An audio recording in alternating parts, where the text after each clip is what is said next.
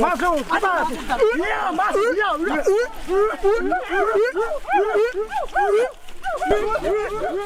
Kayu besi rawa sepanjang 17 meter ini disiapkan untuk membuat salib. Melihat panjangnya, timbul pertanyaan, siapakah yang akan disalib? Siapapun itu, pasti sesuatu yang lebih besar dari mereka.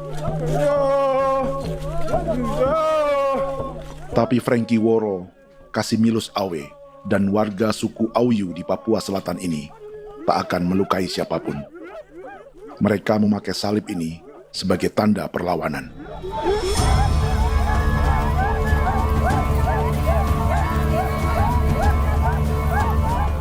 Yang mereka lawan memang lebih besar,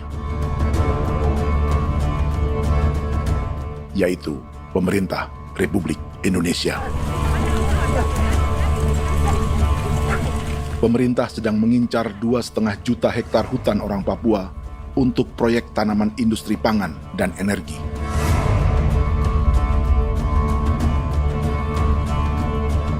Ratusan kilometer dari salib orang-orang Auyu itu, orang Muyu sedang menyiapkan gerakannya sendiri.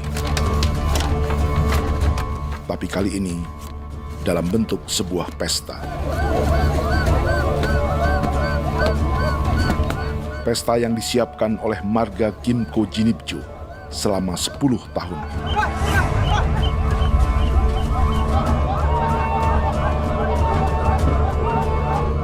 Sosok di marga ini adalah Willem Kimco, orang asli Papua yang tak punya kartu identitas kewarganegaraan manapun.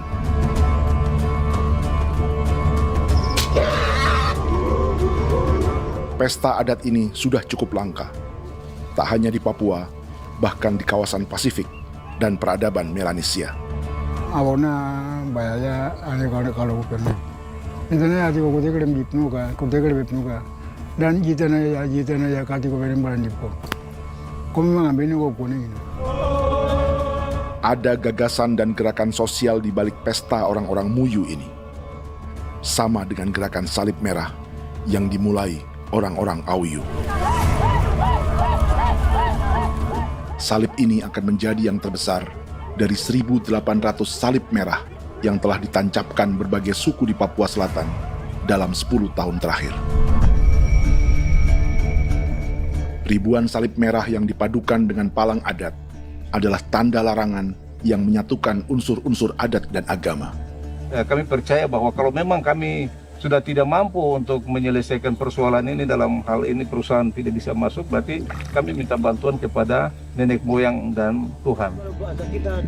Atribut perang orang Auyu ini diukir atau dilukis, digambar di batang salib ini dengan tujuan bahwa kami larang dengan sangat keras. Jadi apabila siapapun, baik dari antara kita sendiri yang melanggar batas ataupun pihak lain yang mau mengganggu keselamatan hak tanah adat kami, maka kami siap untuk melakukan ancaman perang. Salib-salib ini tidak ditancapkan di halaman-halaman gereja, melainkan di tanah dan hutan adat, di dusun-dusun sagu, dan di tempat-tempat yang disakralkan. Sebab 1.800 palang adat dan salib ini memang bukan semata tentang agama, tapi untuk mencegah negara dan perusahaan memasuki tanah dan hutan adat mereka. Papua bukan negara kosong.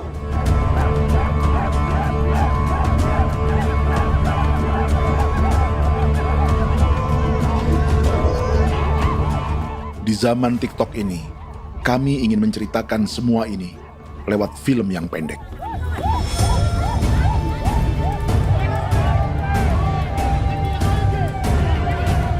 Tapi kami jelas gagal.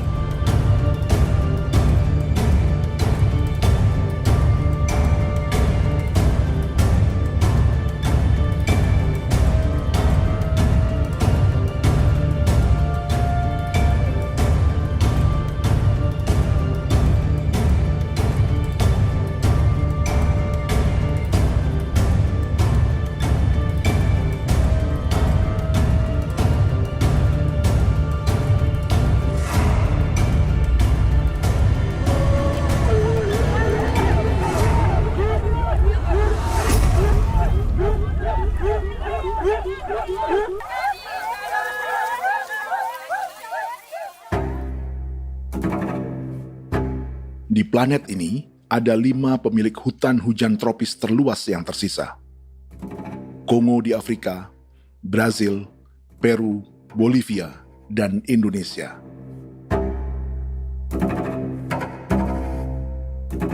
Di Indonesia, satu-satunya pulau yang hutannya masih terjaga adalah Papua, pulau terbesar kedua di dunia setelah Greenland. Lewat sejarah kolonialisme yang panjang, pulau ini kini dikuasai 2 negara. Bagian barat oleh Indonesia yang juga dikenal sebagai West Papua, dan bagian timur menjadi Papua Nugini. Dan tepat di perbatasan ini, di bagian Indonesia, sedang terjadi proyek pemusnahan hutan terbesar di dunia.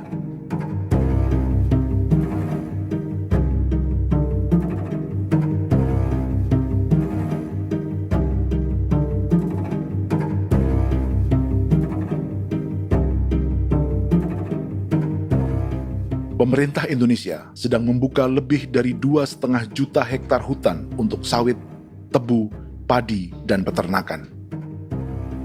Ini disebut proyek strategis nasional untuk lumbung pangan dan energi yang jadi ambisi 3 presiden.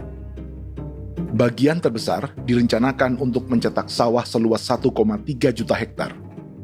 Lalu bagian lain akan ditanami tebu seluas 560.000 hektar untuk gula dan bioetanol. Setiap liter bensin di Indonesia akan dicampur bioetanol 10% atau E10. Ada 10 perusahaan di proyek ini, dan semuanya dimiliki oleh 1 keluarga saja. Berikutnya, ada areal sawit seluas 400.000 hektar untuk biodiesel. Targetnya mencampur 50% solar dengan minyak sawit atau B50. Dan terakhir, pemerintah akan membuka peternakan seluas 380.000 hektar. Jadi, apa yang salah dengan proyek pangan dan energi ini? 5 orang Papua dalam film ini akan menjawabnya.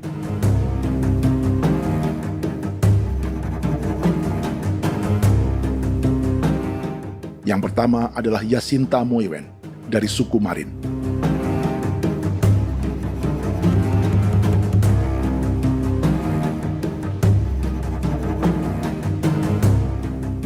Yasinta dan warga di distrik Ilwayap di Merauke sudah menjadi korban.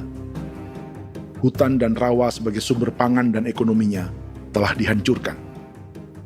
Jalan sepanjang 135 km sedang dibuat, dan di kiri kanannya akan dicetak 1 juta hektar sawah. Mereka sulit menolak atau melawan. Salib sudah digeser, masih datang lagi dengan senjata mereka nih. Karena proyek ini juga dijaga tentara. Macam-macam senjatanya.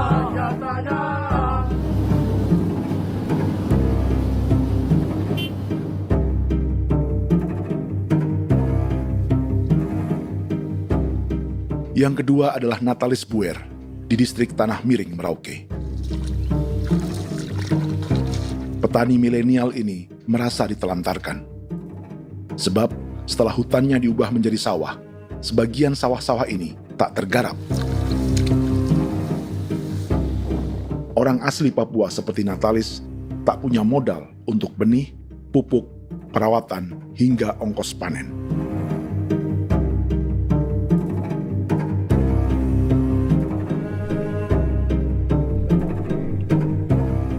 Orang ketiga adalah Vincent Kuipalo dari suku Yenan di distrik Jagebob, Merauke. Vincent dan suku Ye sedang menjadi korban. Hutan adat orang-orang Ye sedang dihancurkan untuk perkebunan tebu dan bioetanol. Tanah mereka juga diincar untuk markas-markas militer, pasukan yang akan menjaga proyek pangan dan energi ini.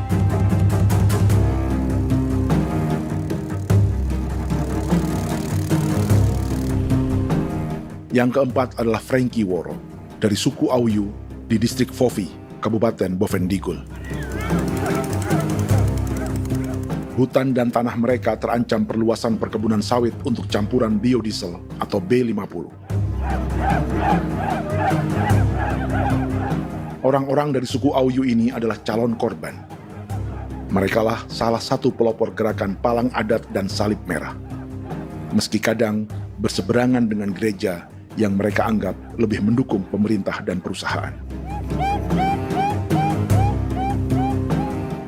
Mereka bahkan sedang merencanakan gerakan yang lebih besar, dengan salib yang lebih besar. Tanah milik Somu Sobisiba itu bahwa tanah ini diciptakan oleh Tuhan dan memberikan warisan kepada kami. Kami ini hanya hak jaga.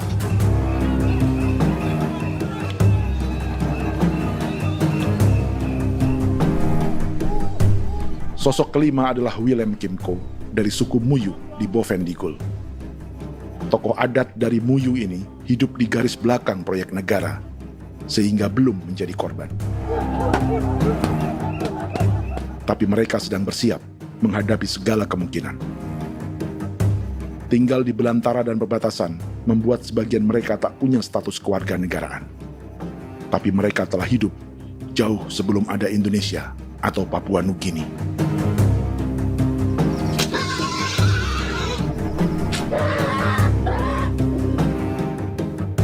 Kelimanya mewakili jutaan orang asli Papua yang sedang terancam eksistensinya.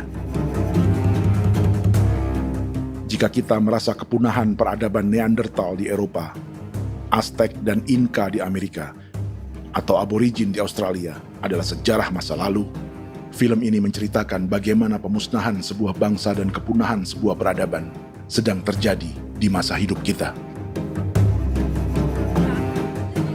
Kepunahan bukan karena kerusakan lingkungan dan ruang hidup semata, juga karena dihantam 60 tahun operasi militer.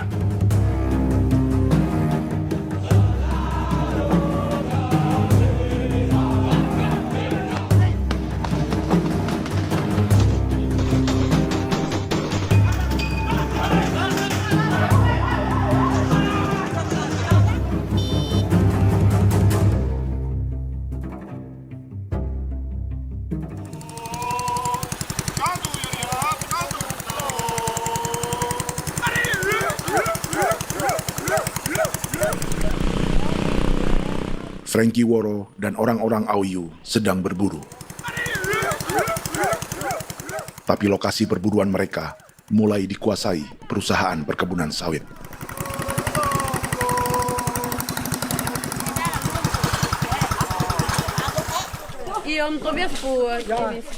Kita akan menuju arah ke Inabusu. Di sana kami akan masuk di wilayah konsesi perusahaan PT Indo Asiana Lestari, dan di situ ya ada survei-survei mereka yang mereka pernah lakukan, tapi juga kami ada lakukan tanda-tanda saksi di sana.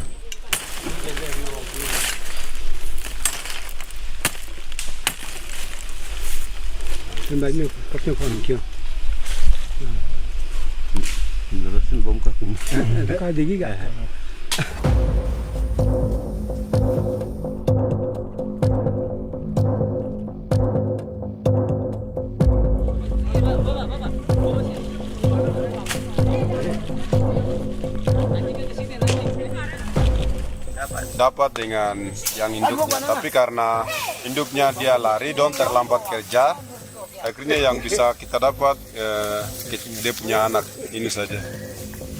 Ini kalau pakai bahan kayak hasil.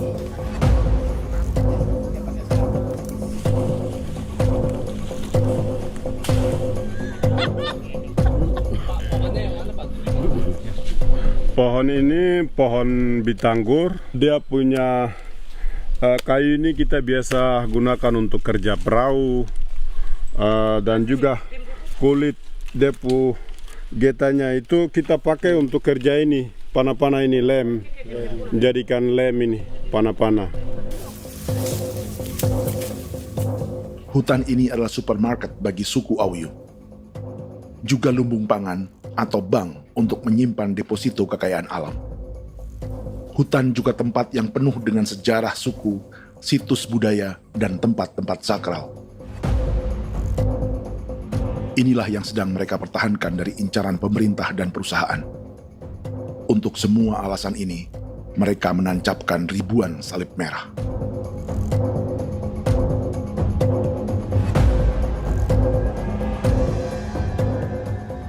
Tapi dari kampung, warga suku Auyu memberi kabar pada Frankie tentang intimidasi oleh aparat negara agar mereka melepas tanah ke perusahaan sawit dan berhenti memasang palang adat dan salib merah. Ada beberapa titik yang saya sudah siap, tetapi di sini emergensi dari saya, terutama di Kampung Sokanggon, PT Damai Timber. Dia mengganggu saya dengan menggunakan kekerasan maupun pihak hukum.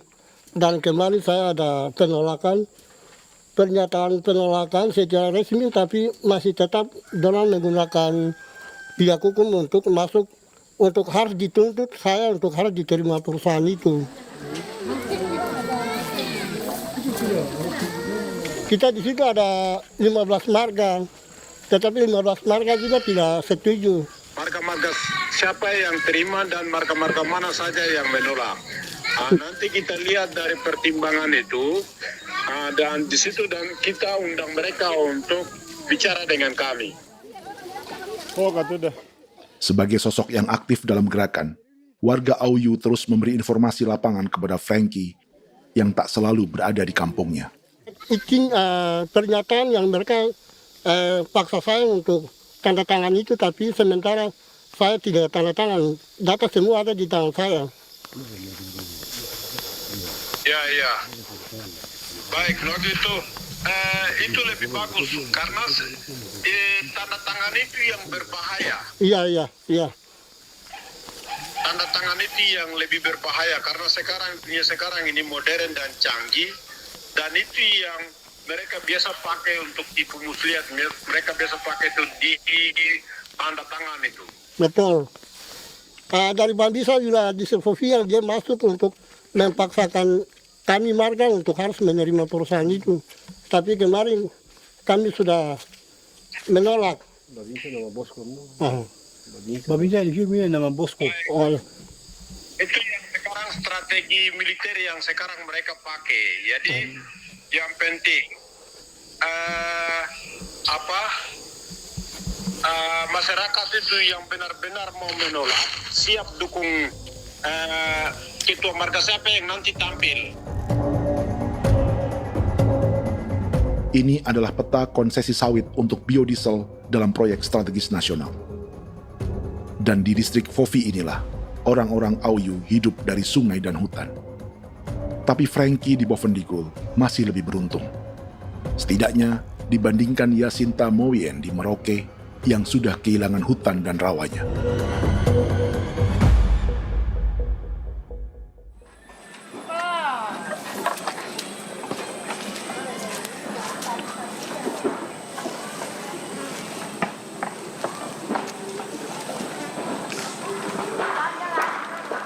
Yasinta dari suku Marin adalah petani sayur di Kampung Wanam, distrik Ilwayap, Merauke.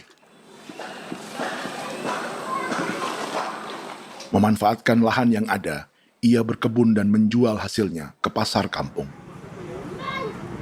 Ini ekonomi warga di Wanam untuk menghasilkan uang, lalu memberi barang kebutuhan yang tak bisa mereka produksi sendiri. Tapi kehidupan sebenarnya ditopang oleh ekosistem hutan dan rawa.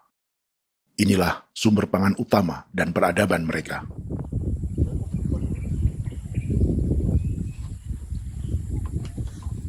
Namun ketenangan ini diusik ketika tiba-tiba pada Mei 2024, di Pelabuhan Wanam datang ratusan alat berat untuk proyek pangan dan energi pemerintah.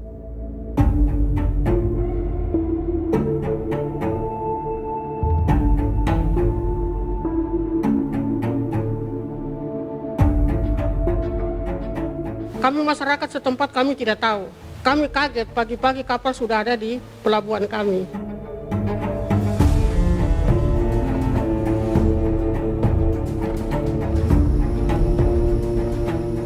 Yasinta Moiwen atau Enrika Gebze dan warga lainnya tak pernah diajak bicara atau dimintai pendapat. Seakan-akan Papua adalah tanah kosong. Kita suka kaget yang dong bawa turun alat berat dong bawa turun, kita kaget masyarakat. Dorang subongkar itu kayu-kayu.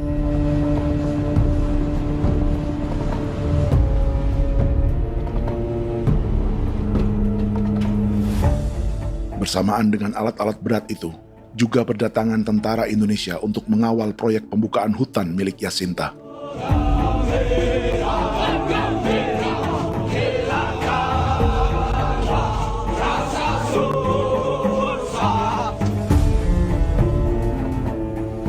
Ribu alat berat didatangkan dari Cina ke Papua oleh perusahaan bernama John Lin Group sebagai kontraktor pemerintah. Ini disebut sebagai pesanan eskavator terbesar di dunia dengan nilai 4 triliun rupiah. Misinya membuka hutan dan rawa milik orang Marin, salah satunya untuk membangun jalan sepanjang 135 km. Sementara di kiri kanannya akan dicetak sawah yang ditargetkan seluas 1,3 juta hektar. Jalan berupa garis lurus ini bukan rute tradisional ekonomi masyarakat. Jalan ini akan menghubungkan kawasan perkebunan sawit dan tebu di sebelah timur, juga untuk mobilisasi pasukan militer. John Lin Group adalah perusahaan yang dimiliki Andi Samsudin Arsyad atau yang dikenal dengan Haji Isam. Sebagian orang mengenalnya sebagai pengusaha yang hobi balapan mobil.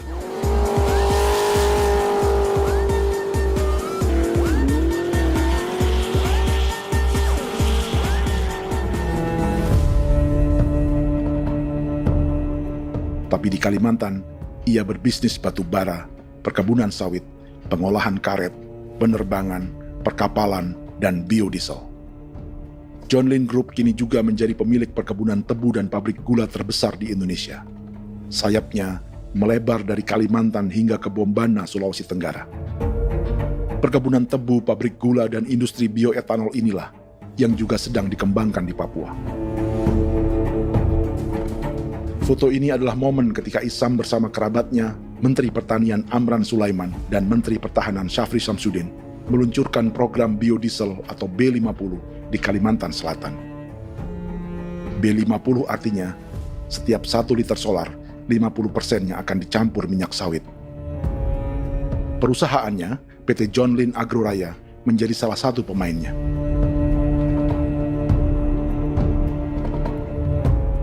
Sepanjang tahun 2025, saham PT John Lin Agroraya pernah naik hingga 700%.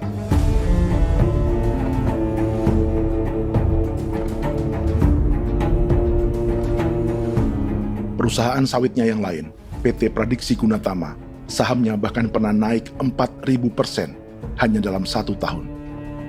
Dari harga saham ini saja, nilai kekayaan keluarga Isam diperkirakan mencapai 100 triliun rupiah lebih, menjadikannya salah satu keluarga terkaya di Indonesia dan salah satu pemain penting industri bioenergi.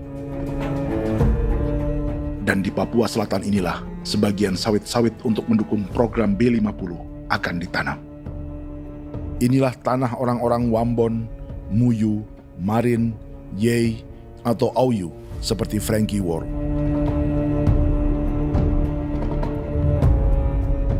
Haji Isam pernah menjadi tim kampanye nasional Presiden Joko Widodo dalam pemilu 2019 saat melawan Prabowo. Bintang Mahaputra Utama diberikan kepada Saudara Andi Syamsuddin Arsyad. Beliau berjasa luar biasa dalam mendorong pertumbuhan ekonomi daerah maupun nasional. Setelah menjadi presiden, Prabowo memberi gelar kehormatan Bintang Mahaputra Utama pada Isam.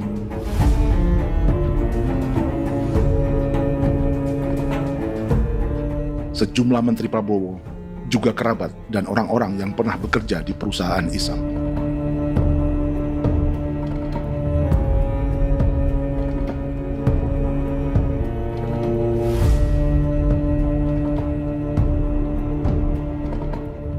Lawan sebesar inilah yang sedang dihadapi Jacinta di kampung Wanam, Merauke.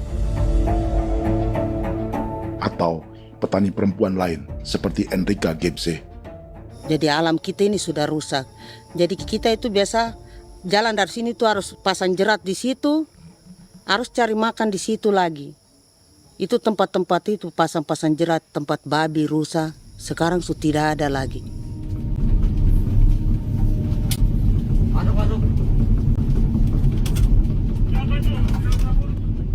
Rekaman ini memberi gambaran bagaimana Kasuari kehilangan rumah di bekas hutan dan rawa yang telah dibabat.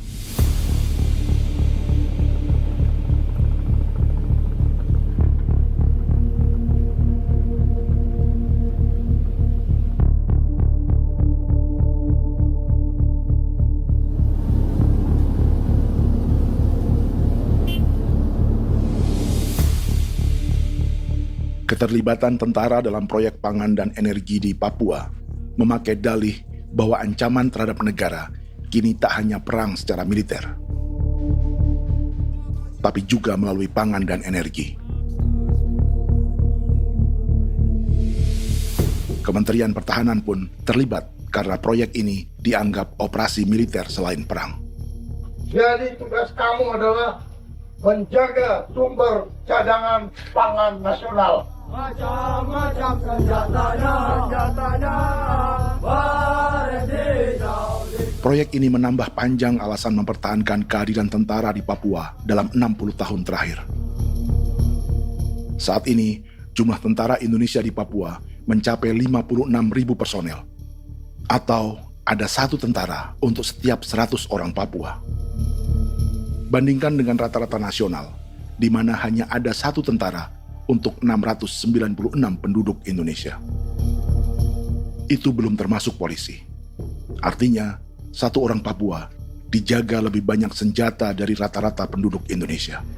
Tanah dan hutan diambil secara sepihak untuk kepentingan pembangunan batalion dan bandar antariksa. Ini bentuk perampasan masyarakat.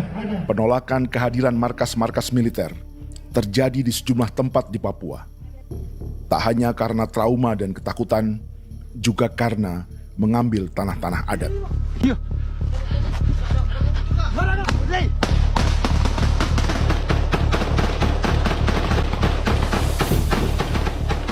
Salah satu alasan mengapa militer terus ditambah di Papua, karena masih ada perlawanan dari Organisasi Papua Merdeka atau OPM selama 50 tahun terakhir.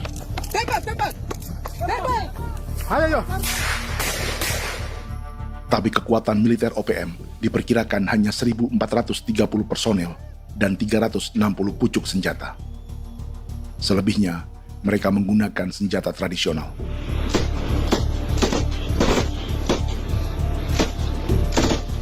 Dengan demikian, kekuatan tentara dan polisi di Papua 58 kali lebih besar dari gerilyawan Organisasi Papua Merdeka.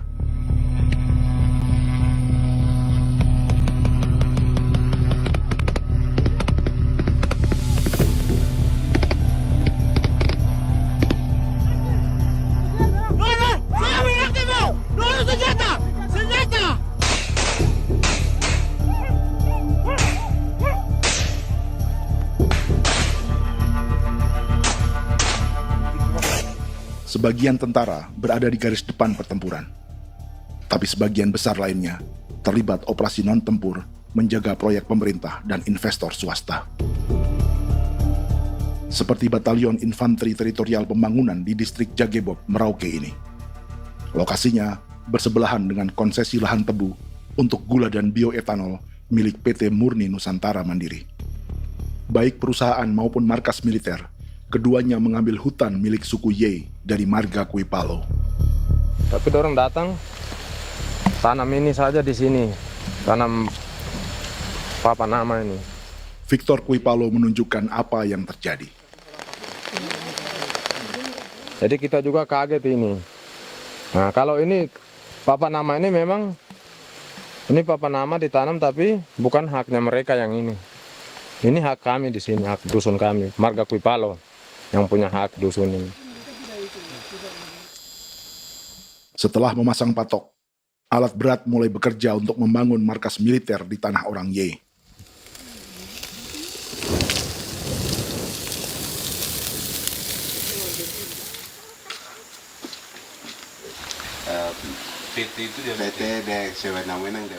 Kehadiran markas militer mengkhawatirkan warga yang pernah mengalami trauma. Takut kenapa? Kalau macam yang awal macam sekarang bu kampung hidup ini kan aman. Terus kenapa harus didirikan korem di sini? Bukankah dengan adanya Korem semakin aman ada tentara di sini? Kalau untuk kampung kayaknya tidak bisa aman kalau ada tentara, paling masyarakat dipukul itu ini. Kalau kampung hidup begini malah saya sejahtera dan saya punya masyarakat. Apa pernah ada pengalaman buruk sebelumnya dengan tentara di daerah sini? Ada yang cerita waktu pos-pos di sini tuh di 13, 12 itu zaman katanya Patimura. Memang kasihan. Malah kita punya orang ini yang dianiaya betul, dipukul. Disuruh kerja bakti tidak mau atau lama mencari, namanya kita pangkur sagu itu butuh waktu 1 minggu. Kalau lama begitu ya paling diseret apa pukul itu. Operasi militer Indonesia di Papua dimulai tahun 1962 lewat Operasi Trikora. Tapi perlawanan bersenjata pertama di Papua baru dilakukan tahun 1965 di Manokwari. Nanti tanggal 1 Mei jam 12.30 pemerintahan di Irian Barat mutlak akan jatuh di tangan.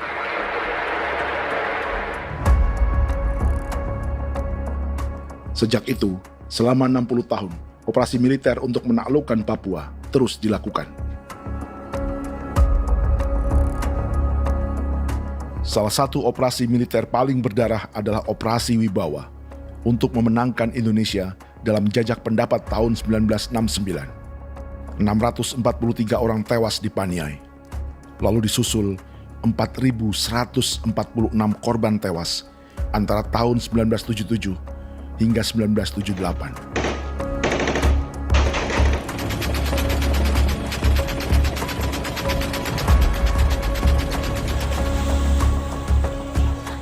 Operasi militer ini menimbulkan gelombang pengungsian hingga kini. Dewan Gereja Papua mencatat 103.000 orang menjadi pengungsi pada tahun 2025 dan nyaris tak diberitakan media-media Jakarta. Jumlah pengungsi terbesar tercatat di Nduga yang mencapai 20.000 jiwa. Banyak di antaranya yang sedang hamil, seperti Jubiana, salah satu pengungsi Nduga. Takarik masih kaki be muguruk berselari namen wane gosel bigari me egirik munene an nimbo mesle berselar nene wam darik lek prak de oi gore bangal no so ndak lo yo nandang me anet ndang no yat de nanen di ko nerwa membri wal marwa egirik munene wa tri bel no semana ngal siak kaya berkumpulnya masalah orang me wakosuluk rina men wani ko semane kuman nak wani ndemo ko ndak misrina men bre ko ko nak semane ne be minute waru ra kana bi ndige war be mino pragit de laina bulan Maret April yana mana kantan barang na lire na bamne. Jubiana lalu menamai anaknya pengungsi Kogoya. Selain Jubiana, juga ada Emma dari Maibrat yang melahirkan di hutan. Sampai di kampung begini, katanya bilang ada tentara yang bangun jembatan. Nah, capek itu juga pun masih tahan. Kembali lagi ke hutan lagi. Seperti itu sampai sejatuh di tengah jalan. Orang sampai terbanting di kayu semuanya. Berasa sakit begitu. Melengkapnya tuh Domika Serli, pengungsi Wako. Masyarakat sipil dari Kampung Aitrem sementara mengungsi karena kampungnya sementara dikuasai oleh TNI Polri. Seratusan ribu pengungsi di Papua saat ini jauh melampaui jumlah yang mengungsi ke Papua Nugini tahun 1984, yaitu 10.000 orang karena menghindari operasi militer.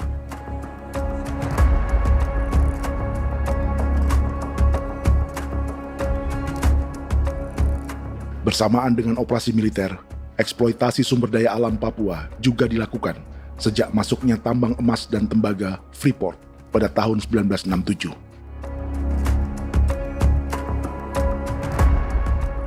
Disusul perkebunan sawit awal tahun 1980-an. Lalu ada perburuan buaya untuk diambil kulitnya. Sebelumnya, ada eksploitasi gas alam di Teluk Bintuni, pencarian besar-besaran kayu gaharu, atau pembukaan hutan tanaman industri. Ini belum termasuk perburuan dan perdagangan ikan arwana di selatan Papua, penebangan kayu merbau dari hutan-hutan Jayapura, emas di Blok Wabu Intan Jaya, bahkan nikel di pulau-pulau kecil Raja Ampat. Dan kini, dalam skala yang belum pernah terjadi dalam sejarah, Papua dipaksa mencetak sawah, tebu untuk bioetanol, dan sawit untuk biodiesel.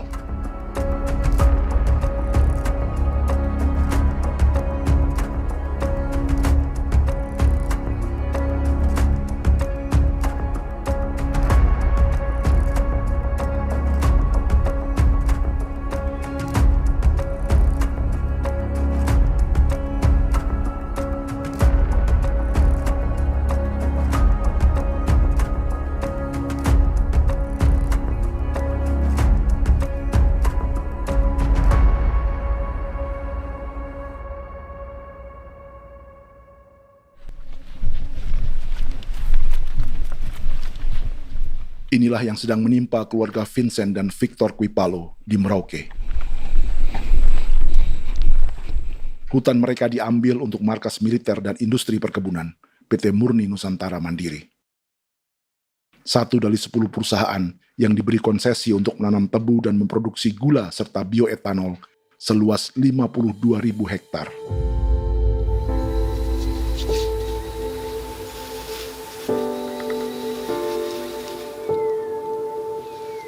Perusahaan ini dianggap mengambil hutan dan tanah orang-orang Ye, terutama marga Quipalo, yang memiliki hak adat terhadap 2.300 hektar hutan.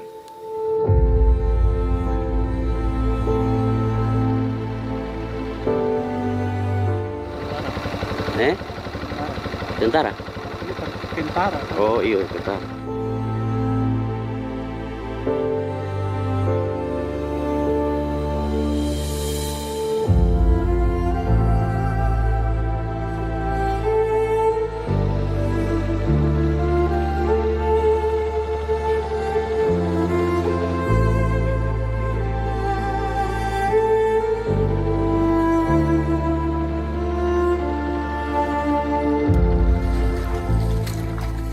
Keluarga Quipalo sedang melihat apakah perusahaan semakin mengancam tanah mereka.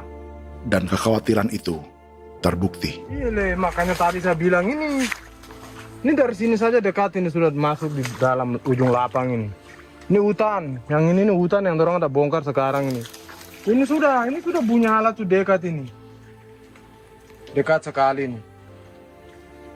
Ini sini. Nacau, kelapa itu yang jalan lama, jalan setapak ini. Dari udara, terlihat alat-alat berat semakin mendekati tanah orang-orang Ye, marga Quipalo.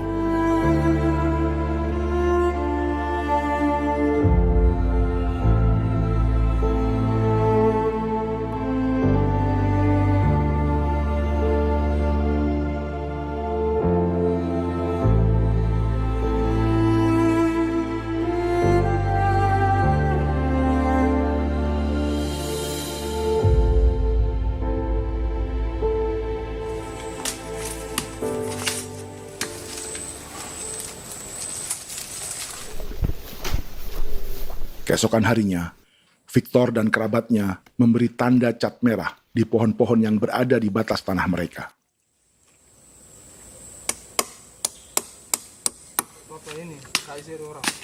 Tapi tanda peringatan adat ini tak diindahkan perusahaan.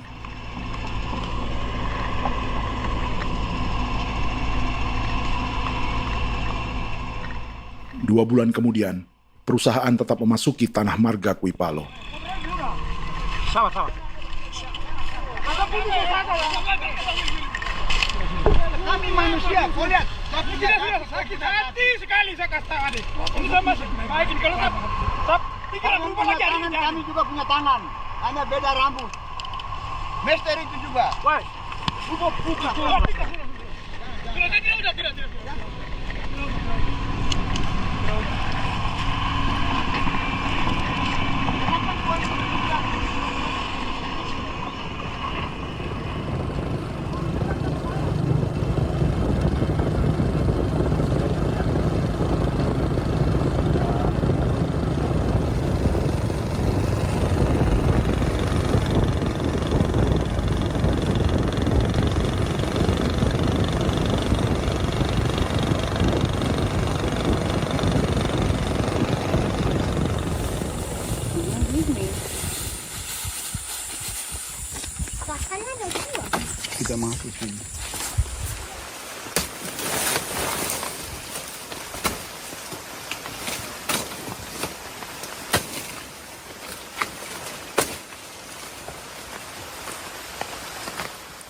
Jadi ya untuk itu seperti saya katakan tadi, apakah lebih baik kita tidak usah ada kah atau bagaimana, kita pisahkan,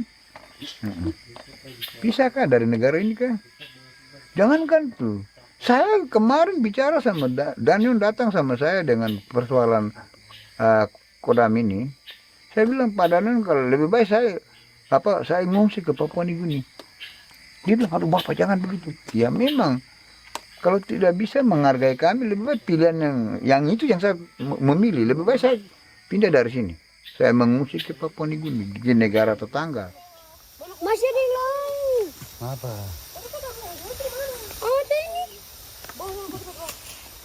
Karena saya bilang sama Kapolsek, Pak Agustus ini 17 Agustus saya tidak kasih naik bendera merah putih. Saya bendera ada, nanti saya taruh di meja. Bendera saya ada. Karena saya punya pikiran percuma kita ini merasa bahwa kita hidup di bawah naungan merah putih. Ternyata merah putih tidak lindungi kami. Tidak anggap kami sebagai kami rakyatnya. Dia lambang negara.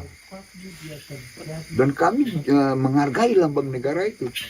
Ternyata lambang negara ini, kita bernaung di bawah lambang negara ini, kita tidak dilindungi. Hak kita tidak dihargai.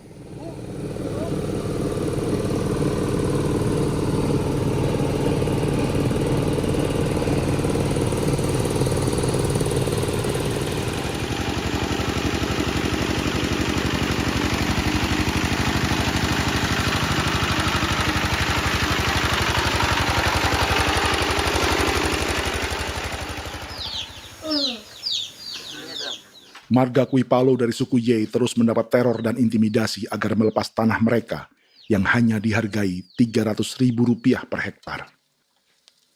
Tapi mereka tidak berjualan tanah. Makanya mama itu tidak suka untuk lepas tanah. Untuk apa? Baru di dalam hutan itu ada obat-obat tradisi. Itu sudah Kalau macam ada sayur juga, kita ambil sayur yang dia tumbuh sendiri. Jadi kita ini mau kemana, kalau itu sudah digusur, ya habis. Kita ini jadi penonton. Jangan sampai kita ini duduk minta di jalan. Jadi kita tidak mau seperti itu. Makanya tanah itu kita tidak melepas. Tapi mungkin orang lain tuh dia senang saja. Lebih baik saya pegang uang merah dulu. Saya bisa beli-beli itu ini. Nanti datang uang sudah habis, gembel, mau cari kemana lagi, hutan sudah habis, mau makan ikan di mana, kali sudah hancur. Enggak kemakan. Seperti Yasinta di Wanam, suara dan gerakan kaum perempuan Papua sangat nyaring dan tak bisa diabaikan. Saya sebagai perempuan tolak untuk perusahaan masuk di sini. Karena kalau saya terima anak-anak saya mau dikemanakan, mau tinggal di mana. Apapun yang terjadi saya tetap tolak. Demi tanah ini saya akan berjuang, demi saya punya anak-anak. Yang katanya mengutamakan anak Papua, nyatanya yang kerja kebanyakan ya orang-orang Jawa. Saya sendiri orang Jawa, tapi bukan mau bicara yang tidak-tidak. Memang kenyataannya seperti orang-orang Papua itu diterbelakangkan, kurang diutamakan. Itu.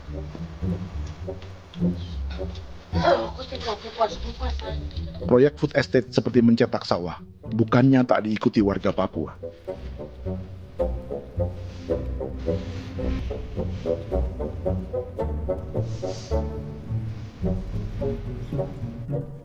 Salah satunya Natalis Buer di distrik Tanah Miring, Merauke.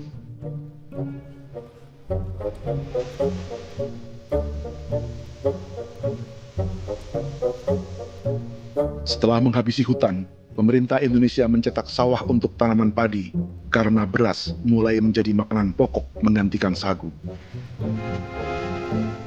Sebagian besar penggarapnya adalah warga transmigran yang datang sejak era 1980-an. Bahkan petani transmigran sudah ada sejak Belanda membuka proyek padi kumbe di distrik Kurik. lokasi yang sering jadi langganan pejabat Indonesia memamerkan sawah di Papua. Tapi Natalis juga ingin belajar menanam padi atau bersawah. Namun ia kesulitan karena dibutuhkan modal untuk benih, pupuk, hingga pemeliharaan dan panen. Lalu sawah-sawah ini pun mulai dikuasai pendatang.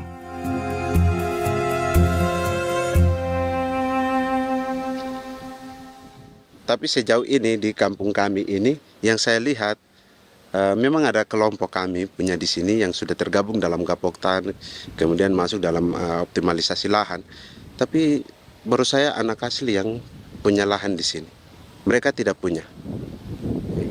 Pemerintah dalam hal ini adalah Kementerian Pertanian bersama-sama Kementerian Pertahanan yang dalam hal ini pada garis di bawahnya adalah TNI Angkatan Darat, memberikan support yang maksimal kepada masyarakat khususnya di Merauke dalam rangka.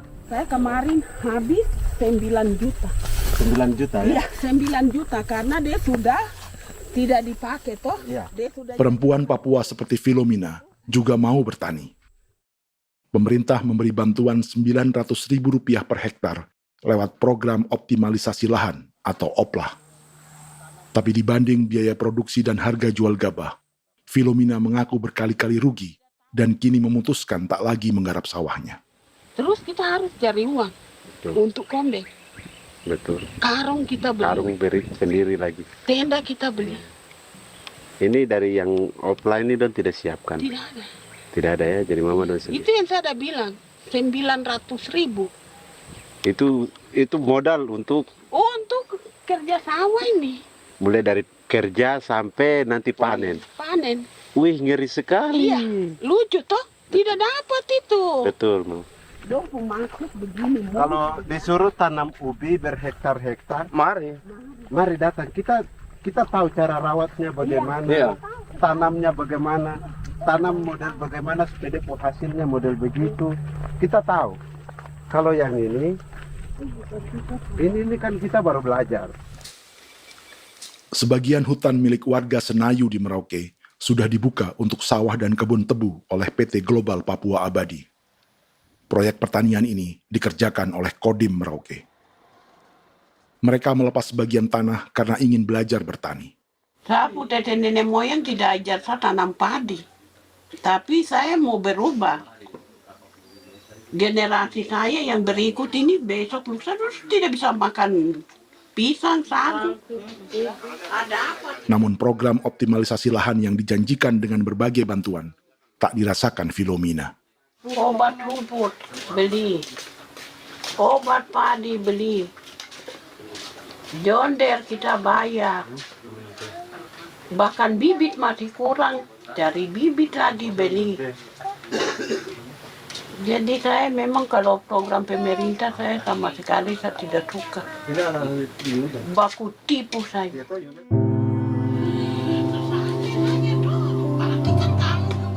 Mereka merasa ditinggalkan sendiri, jatuh bangun belajar bertani padi. Sementara sumber pangan dan air yang semula mudah didapat, kini telah berganti sawah dan kebun tebu. Dulu kita masih bisa jalan, nanti masak di kali, pakai air kali. Minum pakai air kali. Sekarang, kok mau masak? Tidak ada air. Air sudah susu, mau minum tidak bisa. Sudah dengan obat. Drone semprot tebu itu saja drone. Drone yang semprot. Saya lihat di itu. Jadi kita bukan drone yang terbang di atas untuk disemprot. Dong lempar pupuk di bawah ya dia mengalir ke kali.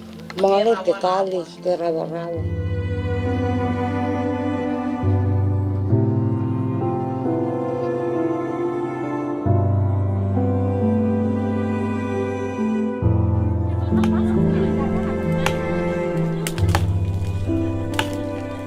Seperti pertanian sawah bagi orang Bali atau Toraja, bagi orang Auyu dan suku-suku lainnya di Papua Selatan, sagu juga bukan semata tentang pangan.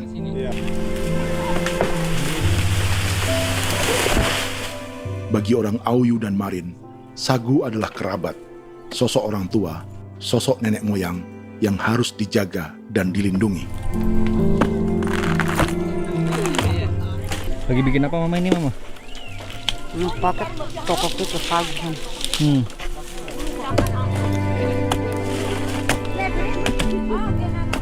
Kami diingatkan oleh leluhur, sagu itu tidak boleh digusur dan tidak boleh diganggu dengan cara apapun, dan di dalam rangka kepentingan apapun tidak boleh. Kamu harus bela, bahkan sampai nyawa pun harus menjadi taruhan demi membela keselamatan penggerakkan sagu di atas tanah ini.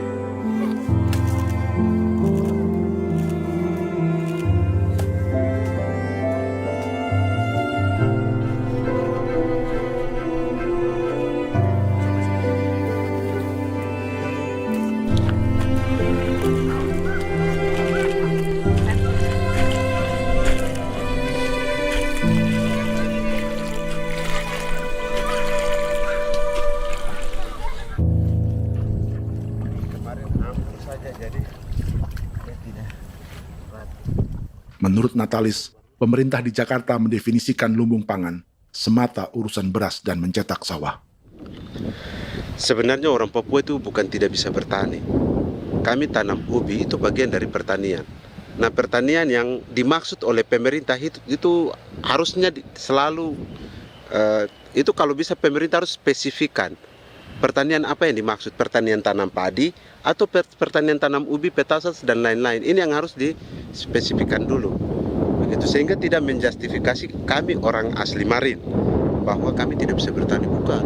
Kami buka kebun besar-besar di sana, bahkan bermeter-meter, ratus-ratus meter pakai sekop, bukan pakai ekskavator, tapi ini pakai skop. Itu pertanian, begitu.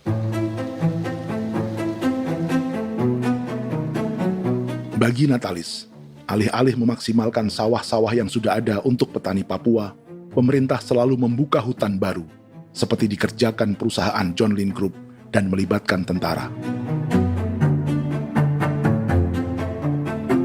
Padahal, sejarah keterlibatan militer dalam proyek food estate atau cetak sawah adalah sejarah kegagalan yang bertubi-tubi 4 presiden selama 30 tahun terakhir.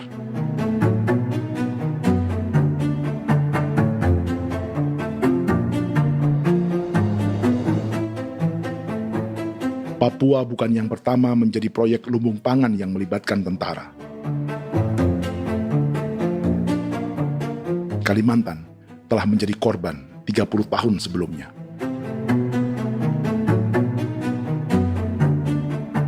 Ini adalah bekas hutan yang sudah dibuka di Pulang Pisau, Kalimantan Tengah. Tahun 1996, di era Presiden Jenderal Soeharto, ia menghabisi 1 juta hutan di lahan gambut untuk mencetak sawah demi memenuhi ambisi swasembada beras, bukan swasembada pangan. Hutan tropis Kalimantan dihabisi dalam skala yang belum pernah terjadi dalam sejarah. Di bawah rezim militeristik, tak ada yang berani melawan keinginan Soeharto, termasuk orang Dayak seperti Kuneng. Nggak bisa dihalangi itu. Nggak boleh dihalangi. Ya kalau ada kata-kata aja menghalangi, sudah kita diseret ke kepolisian dulu. Atau bisa langsung di PKI-kan. Iya, di PKI-kan gitulah. Jadi kita tuh nggak berani apa-apa dulu tuh. Ya. Apa maunya aja. Misal bilangnya A. Setahun setelah pengundulan hutan skala besar itu, tahun 1997, untuk pertama kalinya Kalimantan mengalami kebakaran lahan dan kabut asap terbesar dalam sejarah.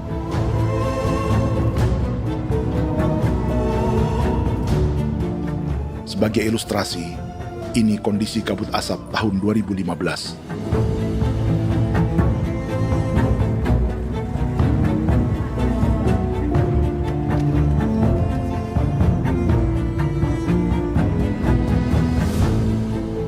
Proyek 1 juta hektar sawah Jenderal Soeharto itu gagal. Bendungan dan saluran irigasi mangkrak hingga kini.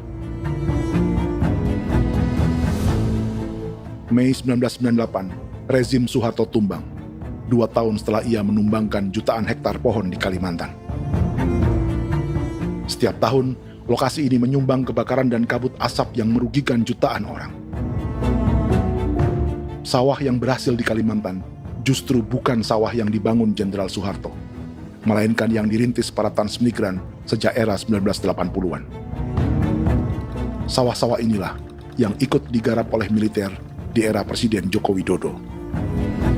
Dan hasil dari proyek food estate Presiden Jokowi itu sama sekali jong nih, nggak ada harapan lagi sudah seperti ini.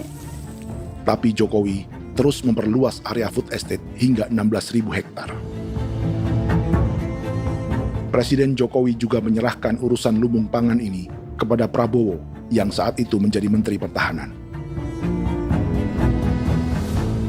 Salah satunya di Kabupaten Gunung Mas, Kalimantan Tengah, untuk membuka perkebunan singkong seluas 31.000 hektar. Food Estate Singkong Jenderal Prabowo ini dimulai dengan membuka 600 hektar hutan di Tawai Baru. Proyek singkong untuk bioetanol ini pun dijaga tentara. Dan seperti Jenderal Soeharto, proyek Jenderal Prabowo ini pun gagal.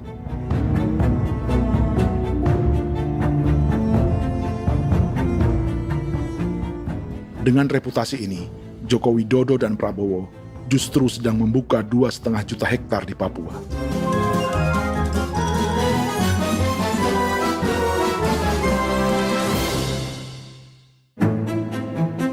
Setelah Jenderal Soeharto, Presiden Jenderal Susilo Bambang Yudhoyono juga mencoba membuka food estate di Papua sejak tahun 2010.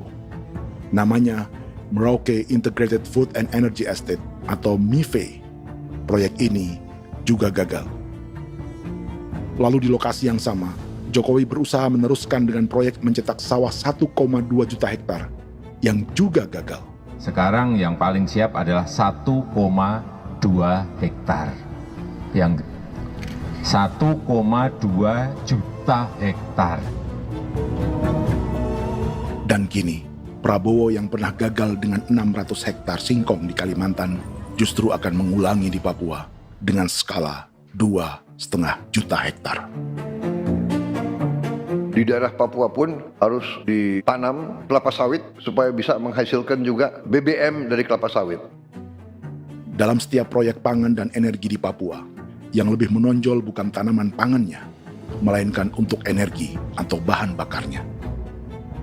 Sawit untuk biodiesel dan tebu untuk industri bioetanol.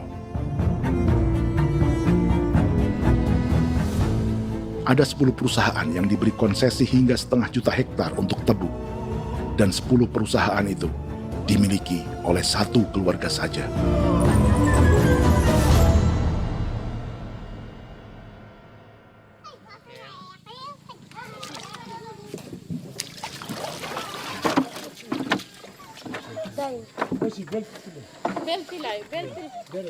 Para perempuan Auyu di Bovendigul akan berangkat memancing. Priska Beni membantu menyiapkan perahu.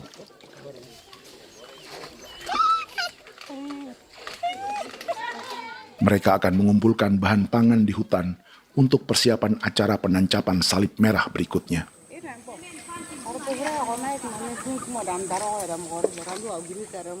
Priska sudah mengambil posisi memancing.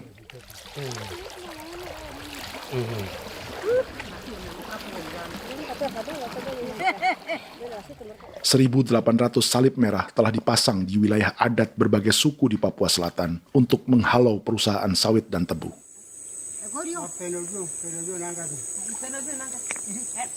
Maria Tebung yang paling muda datang membawa hasil. 2 ekor ikan gastor alias gabus toraja. Sebagai generasi Z, pendidikannya sampai sekolah dasar. Di perusahaan perkebunan seperti sawit atau tebu, ijazah SD hanya bisa menjadi buruh kasar. Tapi ia tak tertarik.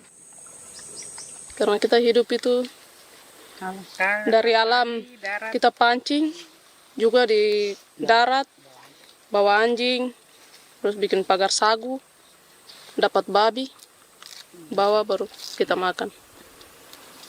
Jadi kita tidak mau perusahaan masuk. Sementara Priska Beni masih mencari peruntungan.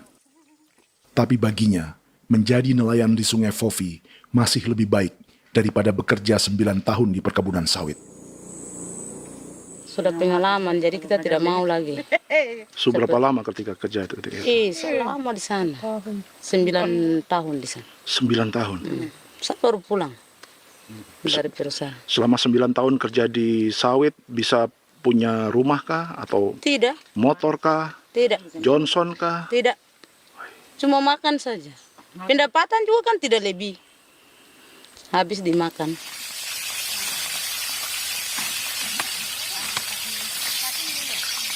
Satu minggu libur berapa hari? Tidak libur. Minggu tetap kerja? Tetap kerja. Tidak bisa ke gereja? Hari Minggu kerja. Hari Minggu juga kerja. Dia tidak mengenal agama perusahaan itu.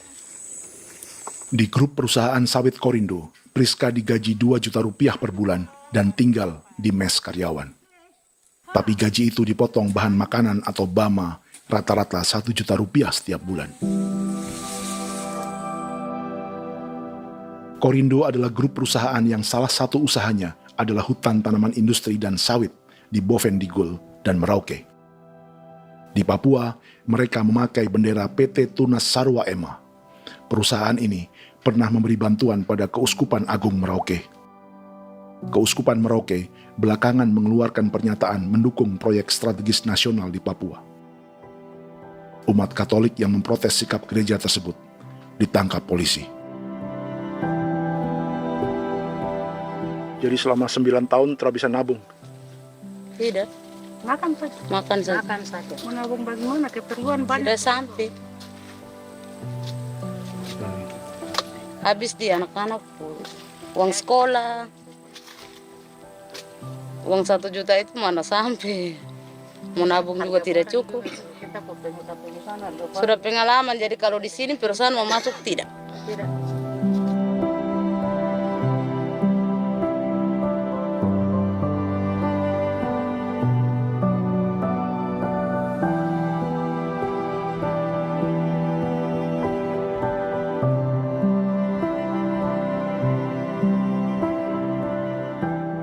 Dan menu makan siang seperti ini agaknya sulit bagi buruh sawit atau tebu yang digaji 2 juta rupiah per bulan.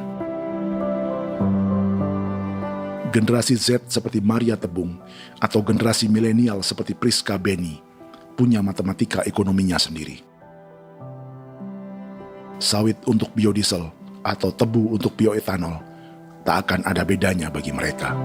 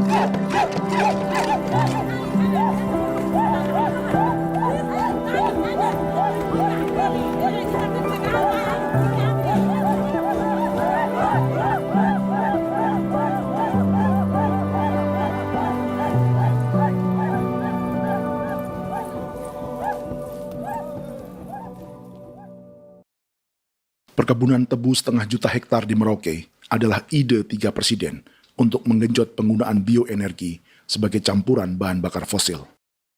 Selain swasembada pangan, swasembada energi di daerah Papua pun harus ditanam kelapa sawit supaya bisa menghasilkan juga BBM dari kelapa sawit. Juga tebu menghasilkan etanol.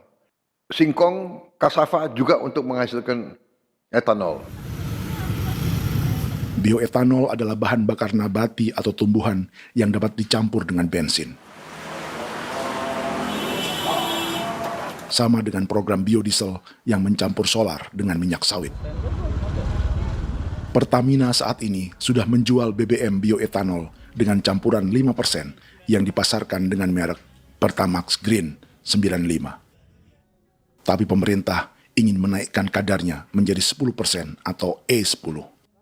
Maka ke depan kita akan mendorong untuk ada E10 Kemarin malam sudah kami rapat dengan Bapak Presiden.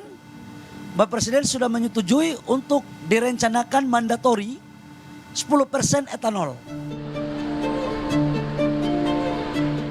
Idenya untuk mengurangi ketergantungan pada bahan bakar fosil yang diimpor dan menimbulkan polusi.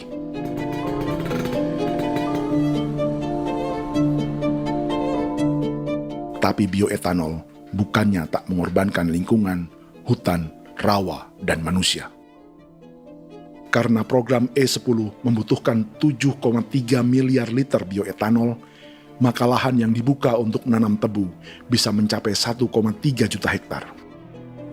Sementara saat ini, luas perkebunan tebu di Indonesia hanya 500 sampai 600 ribu hektar. Artinya, butuh lahan baru hingga 800 ribu hektar untuk menanam tebu. Dan 500 ribu hektar diantaranya sedang dibuka di Papua. Hutan yang tadinya untuk menumbuhkan pangan berubah jadi tanaman untuk bahan bakar di jalanan. Kecepatan pulihnya hutan beradu dengan jumlah dan kecepatan kendaraan di jalanan.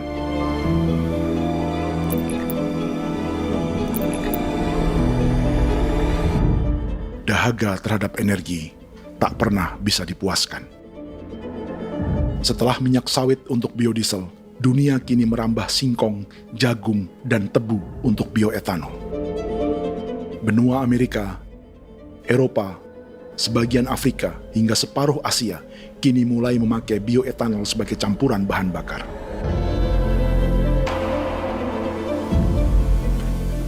Selain perebutan lahan, masa depan dunia juga dibayangi semakin mahalnya harga pangan karena persaingan antara perut manusia dengan tangki kendaraan. Ini adalah lokasi perkebunan tebu dan bioetanol PT Murni Nusantara Mandiri yang mengancam tanah Vincent Quipalo dan orang-orang Ye di Merauke. Beberapa kilometer di selatan adalah PT Global Papua Abadi yang mengancam tanah orang-orang Muyu dan Marin. Dua perusahaan ini adalah bagian dari 10 perusahaan yang mendapat konsesi lahan untuk tebu dan bioetanol di Merauke. Batas konsesi mereka bahkan sama dengan batas negara Indonesia dengan Papua Nugini. Salah satu ciri bahwa peta konsesi ini dibuat di Jakarta dari atas meja. Sama seperti kolonial Inggris dan Belanda ketika mereka membagi Pulau Papua dengan garis lurus pada abad 19. Seakan Papua adalah tanah kosong. Bedanya, meski peta konsesi ini mengatur batas 10 perusahaan, tapi perusahaan-perusahaan ini sebenarnya dimiliki oleh satu keluarga saja. Ini nama 9 dari 10 perusahaan tebu dan bioetanol di Merauke, Papua. 99% saham mereka dimiliki sebuah perusahaan bernama PT Merauke Nusantara Manis. Sementara 1% sisanya dimiliki PT Merauke Gula Mandiri. Tapi saham kedua perusahaan ini dimiliki PT Merauke Sugar Group. Dan perusahaan ini 90% sahamnya dimiliki pengusaha bernama Angelia Bonaventure Sudirman, serta perusahaan bernama Zico Trust dan Resource Harvest. Lalu 10% lainnya dikuasai PT Papua Energi Abadi, yang pemiliknya adalah Dudi Christian dan Angel Madeline. Sekarang, mari kita lihat siapa mereka. Angelia Sudirman adalah keponakan dari salah satu konglomerat sawit Indonesia, Martias Fangiono. 9 perusahaan di Papua ini berada di bawah bendera Merauke Sugar Group. Dan Merauke Sugar Group hanya satu dari 7 grup perusahaan milik keluarga Fangiono.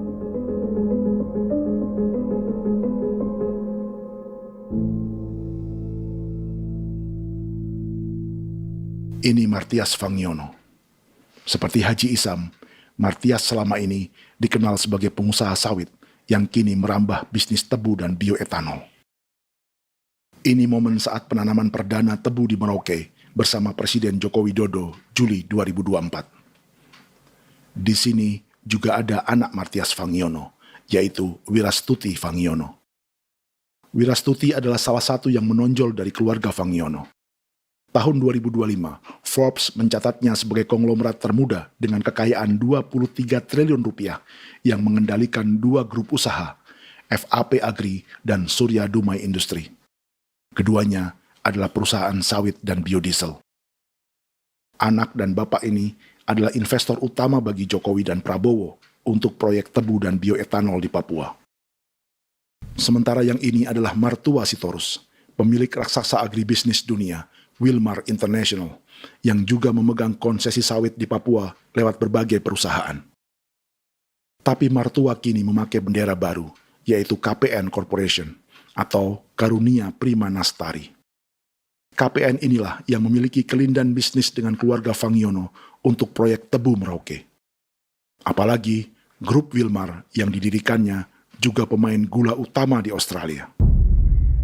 Tahun 2010, Wilmar membeli 100% saham perusahaan gula terbesar Australia, Sucrogen. Akuisisi senilai 1,5 miliar dolar Amerika ini langsung menjadikan Wilmar pemain tebu terbesar kelima dunia. Sebagian bibit tebu yang ditanam di Merauke adalah varietas yang dikembangkan Lembaga Riset Gula Australia atau Sugar Research Australia. Sugar Research Australia lalu menjalin kontrak pengembangan bibit dengan PT Global Papua Abadi milik Fangiono. Tapi masalahnya, Sugar Research Australia adalah badan publik yang tugasnya memajukan petani tebu dan sebagian dananya berasal dari pajak warga Australia. Itu artinya, warga Australia membiayai pengembangan bibit tebu untuk investor dan pemerintah Indonesia. Dokumen ini menunjukkan bahwa lembaga yang dibiayai warga Australia itu pernah memiliki kontrak penyediaan bibit dengan PT Global Papua Abadi milik keluarga Fangiono. Kontrak itu baru berakhir pada November 2024. Artinya, saat Presiden Jokowi dan keluarga Fangiono menanam bibit tebu pada Juli 2024 ini, kontrak itu masih berlaku. Nama lain dalam keluarga ini adalah Siliandra Fangiono, yang pada tahun 2024 dijuluki Raja Sawit Termuda dengan kekayaan 39 triliun rupiah dalam catatan Forbes. Ia mengendalikan grup First Resources. Secara umum, keluarga Fangiono memiliki 20 perusahaan di Sumatera, 32 perusahaan di Kalimantan, 1 di Jakarta, 2 di Singapura, dan 25 perusahaan di Papua. Di Papua, perusahaannya tersebar dari Sorong, Mapi, hingga Merauke. Para politikus dan pejabat Indonesia terus membesarkan konglomerasi, meski Martias Fangiono pernah divonis 1,5 tahun penjara karena kasus pembalakan liar dan kebun sawit ilegal tahun 2007. Sementara tahun 2022, Wilmar terlibat kasus korupsi ekspor minyak sawit dan divonis mengembalikan kerugian negara 11,8 triliun rupiah. Tumpukan uang ini disebut sebagai pembayaran dari grup Wilmar yang diterima secara simbolis oleh Presiden Prabowo pada Juni 2025 lalu. Tapi peran raksasa biodiesel dan bioetanol dunia ini belum akan surut di Indonesia. Bahkan sebaliknya. Sebuah dokumen presentasi bisnis dari Wilmar International Limited pada tahun 2010 ini bisa menjadi petunjuk.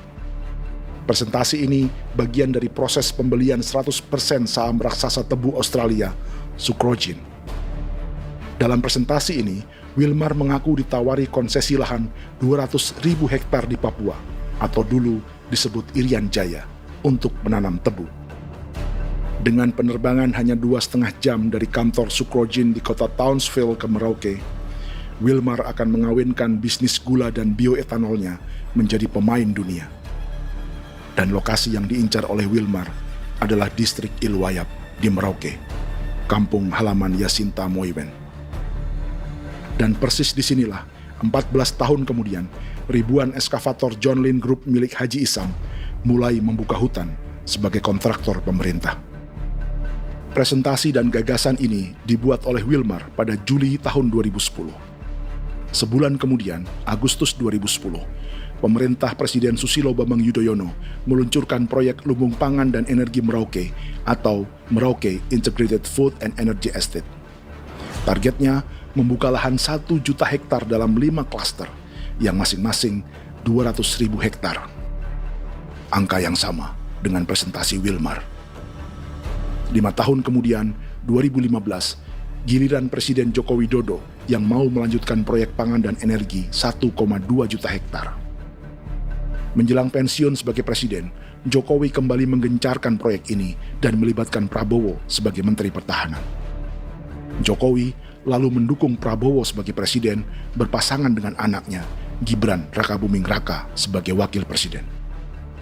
Kini, setelah menjadi presiden, giliran Prabowo yang melanjutkan proyek bioetanol dan biodiesel dengan memobilisasi militer dan melibatkan pejabat-pejabat yang juga para elit partai koalisinya.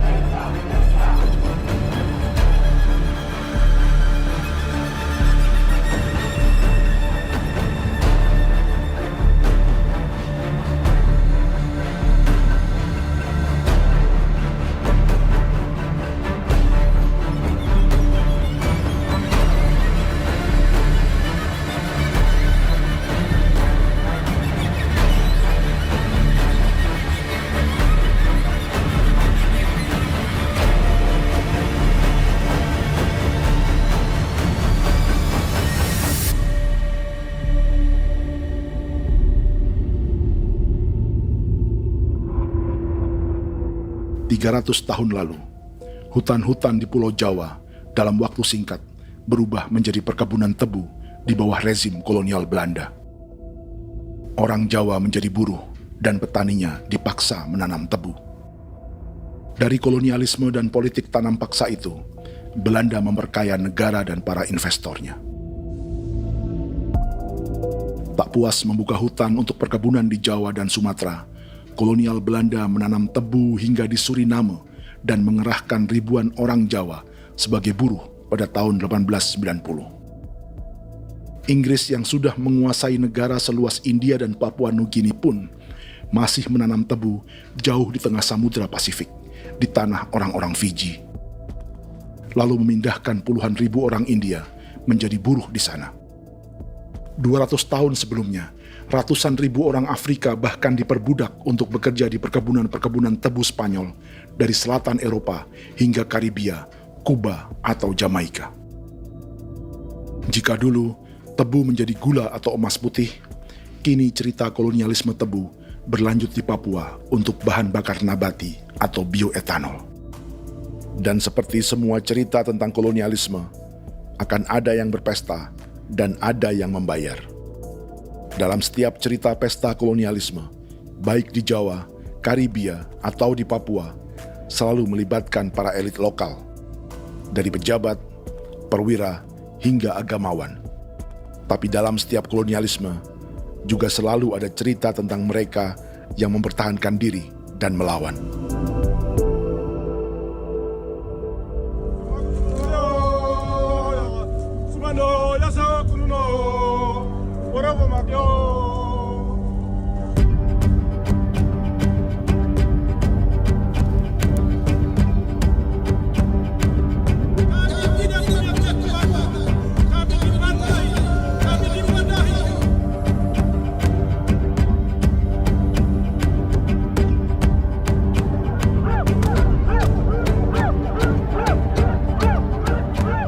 Dalam sejarah Gereja Katolik banyak pemimpin-pemimpin yang adalah tanda petik itu adalah Judas-Judas juga. Jadi itu sudah pasti karena itu adalah manusia. Satu sisi sebagai manusia dalam perjalanan digoda, apalagi ada dalam posisi-posisi jabatan ya mungkin banyak tawaran-tawaran lain, lalu disitulah terjadi pergeseran keberpihakannya kepada misi gereja tadi itu untuk umat, untuk mereka yang tertindas. Orang kirim eksavator, orang kirim tentara, orang kirim polisi. Pukul kami bukan pencuri, kami tidak pernah mencuri orang barang. Kami tidak pernah menangis ke orang lain. Kami tidak pernah menangis ke kita bapak mama, kami menangis kepadamu. Tuhan kami lemah.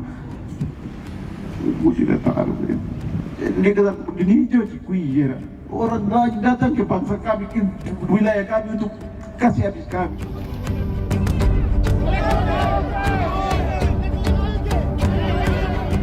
Hakimam Dehi, Ya Hakimam Dehi, Bono Ya Hadigul Dehi, Bono Ya Hadigul Dehi. Kita buat saksi seperti begini untuk menolak perusahaan apapun yang masuk di tanah kami. Kalau kita kasih, kita bikin rusak sekarang, kita punya generasi berikutnya mau dapat kemana. Jadi kita nyatakan sikap di sore hari ini, kami tolak. Apa yang dilakukan pemerintah untuk PSN adalah kejahatan. Pemerintah bagian dari kejahatan, aktor perusak dan pembunuh terhadap negara, terhadap alam, hutan, terhadap manusia. Jadi negara jadi aktor pembunuh. Jadi Pilatusnya siapa? Negara, pemerintah Jakarta ini. Tanah Wiu bukan kosong. Masyarakat adat kami siapa? Perusahaan tolak. Biar nasa.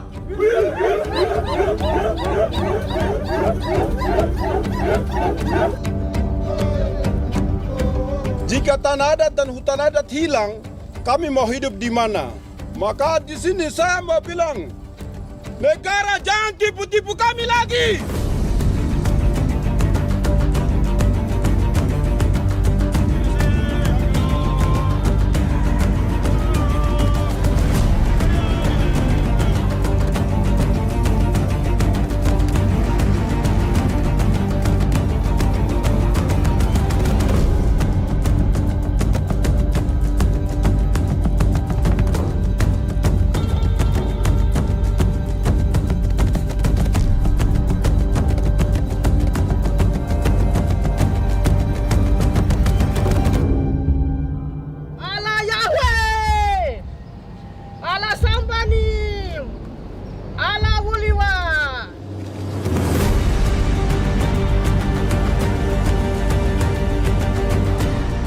Kalau kami dianggap orang Papua itu bagian daripada Republik ini, tolong hargai kami. Dengan adanya PSN, PT John Hindrook yang sudah menerobos tanah kami dan hutan kami, merusak alam kami. Itu yang kami datang ke Jakarta jauh-jauh dari Papua. Kami mau bersuara kepada Bapak Presiden Prabowo Subianto, di mana keadilan untuk masyarakat Papua. Tolong lihat masyarakat Papua yang sudah mati. Kami bersepakat menyatakan, 1. Gereja-gereja di Indonesia mendukung masyarakat adat yang menolak proyek strategis nasional di tanah Papua. 2. Gereja-gereja di Indonesia menolak militerisme dan otoritarianisme di Indonesia.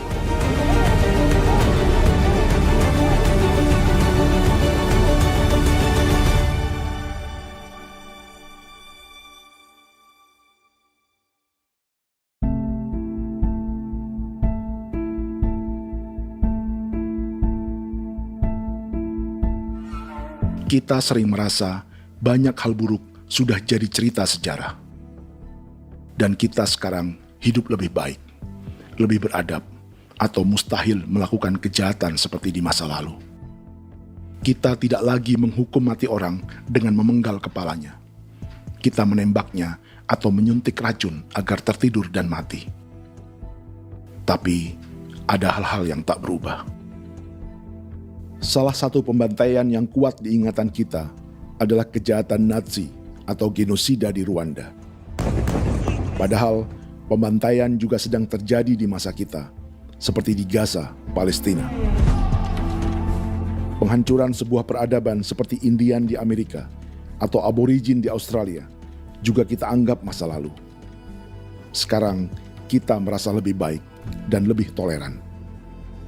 Padahal proses penghancuran bahkan pemusnahan yang sama sedang terjadi terhadap bangsa Melanesia di Papua. Begitu juga dengan praktik kolonialisme.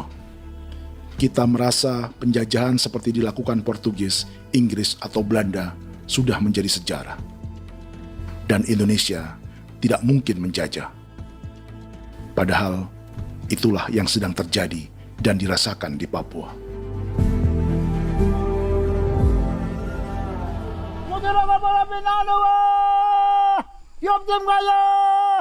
kau jeng maya, upaka maya, anak dia mana namanya wah. Jalannya sejarah ini disadari Willem Kimco di pedalaman Bovendigol, Papua.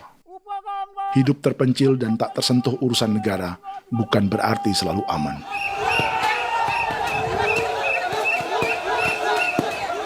Untuk sampai di tempat ini, orang-orang Muyu menempuh 2 hari berjalan kaki mengarungi hutan, lembah, dan sungai.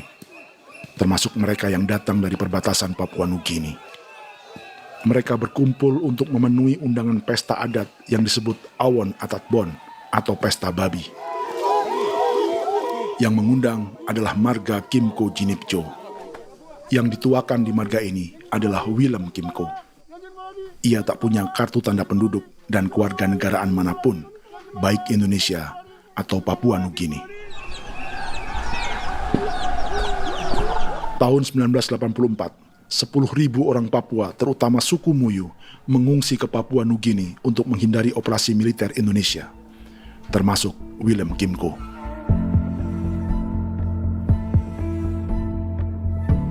Apa yang membuat pesta adat ini istimewa?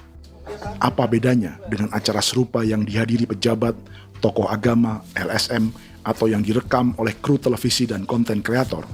18. Pertama, untuk membuat pesta babi, orang Muyu perlu persiapan selama 10 tahun. Sebab, babi-babi yang akan jadi bagian dari pesta ini tak boleh dibeli, alias harus dipelihara sendiri. Babi-babi ini bukan bantuan pejabat pemerintah, gereja, atau LSM.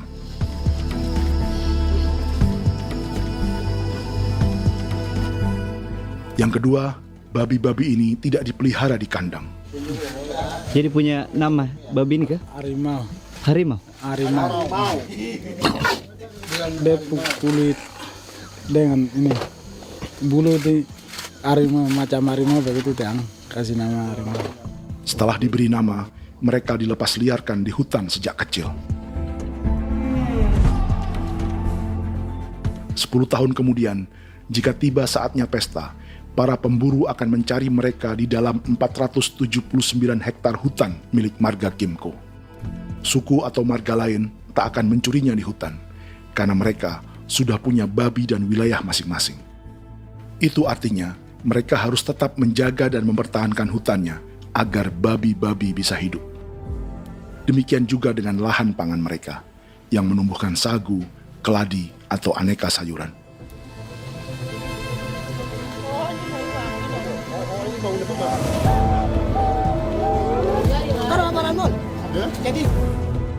Yang ketiga, dalam Awon Atatbon atau pesta babi, binatang ini tidak dimakan secara gratis. Setiap marga atau klan dalam suku Muyu akan membayar jerih payah tuan rumah menjaga hutan dan memelihara babi.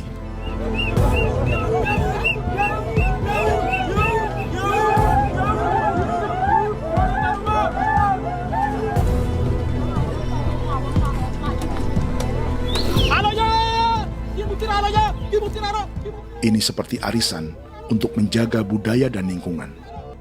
Bagian dari budaya dan ekonomi timbal balik yang ditandai dengan siklus memberi dan menerima.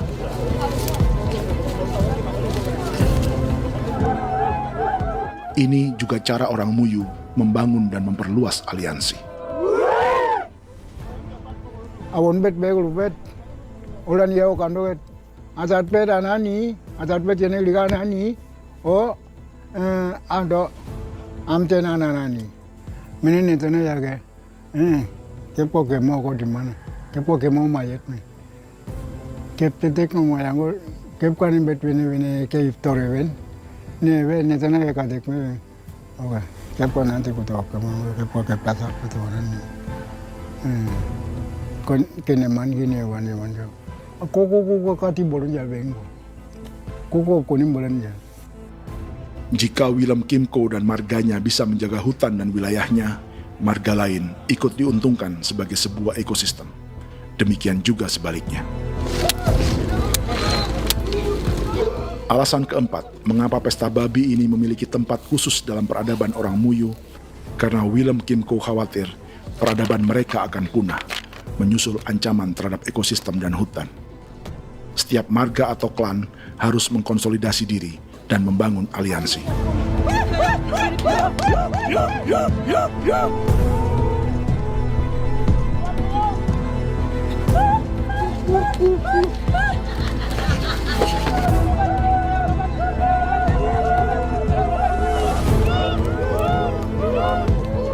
Kekhawatiran Willem dan orang-orang Muyu tak berlebihan. Ruang hidup mereka bersinggungan dengan proyek bioetanol dan biodiesel pemerintah Indonesia. Mereka juga tahu apa yang telah dan sedang menimpa suku lain seperti Auyu di Bovendigul atau Yainan dan Marin Anim di Merauke.